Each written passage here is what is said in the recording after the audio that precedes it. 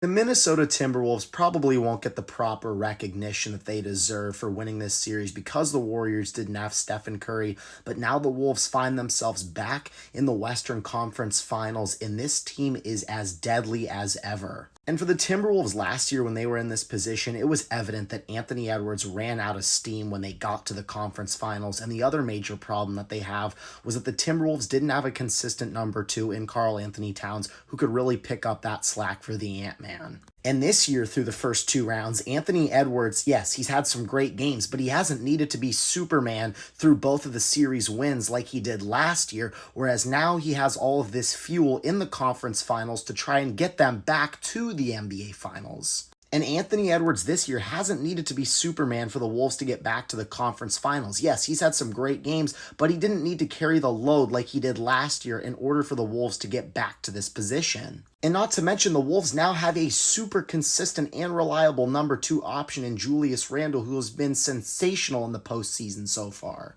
And even though the Western Conference is an absolute gauntlet and bloodbath, the Minnesota Timberwolves aren't scared about who they're going to play in the Western Conference Finals. If it's the Oklahoma City Thunder, who cares? They're 2-2 against them in the regular season. And if they face off against the Nuggets again, they beat them last year on the road in Game 7, and they're 4-0 against them in the regular season this year. The Minnesota Timberwolves will be ready for the Western Conference Finals. But buckle up, ladies and gentlemen, this team has the experience. Just because they are the sixth seed, you can throw that out the window. This is one of the best basketball teams in the NBA, and it would not shock me at all if they beat either Denver or Oklahoma City in the Western Conference Finals.